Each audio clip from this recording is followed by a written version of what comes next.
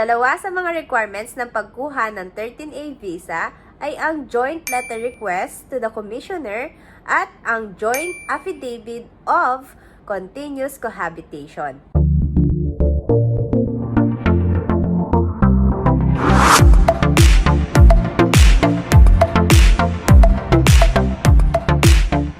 Hi guys! Welcome sa aking channel. Ako nga pala si Ann. Together, let's achieve our dreams.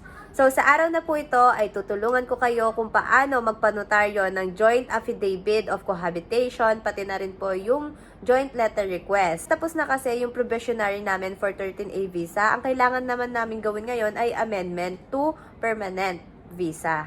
Okay? So, ganito lamang po yan. Una guys, ay mag-search po kayo. Punta kayo sa Google. Mag-search kayo ng pinakamalapit na law office sa inyo. So, yung sa amin ay ito, ang pinakamalapit na law office. Yan. And tara, samahan nyo na ako pumunta dyan. Andito na tayo guys sa Dunaldo and Dunaldo Law Offices. Ayan, dyan yung daan. Sa taas, second floor siya. Malapit lang to guys dito sa Balibago. Katapat niya lang itong Oceana Gasoline Station, yung commercial complex dyan. Tas yun dun sa Pure Gold. Yan, nasa main road lang siya. Madali lang siya makikita. Ito na yung makikita nyo pagkapasok nyo guys, yung table para sa pag-fill out. And ito lang yung fill out ko.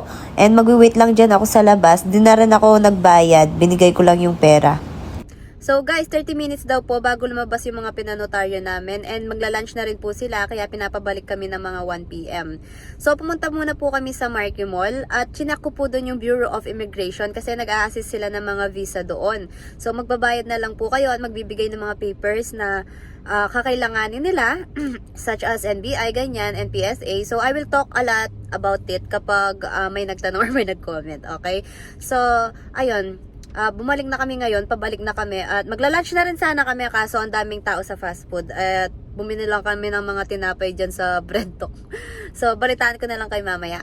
Hi guys! So nakauwi na po kami at ito po pala yung mga price ng aking pinanotaryo.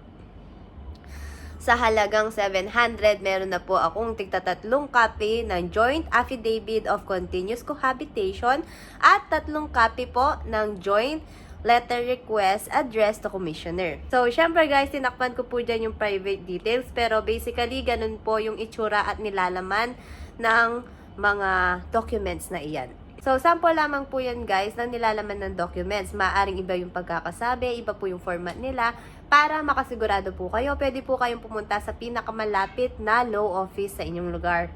So, yun lamang po. Maraming salamat po sa inyong panonood, pag-like, pag-comment sa aking video.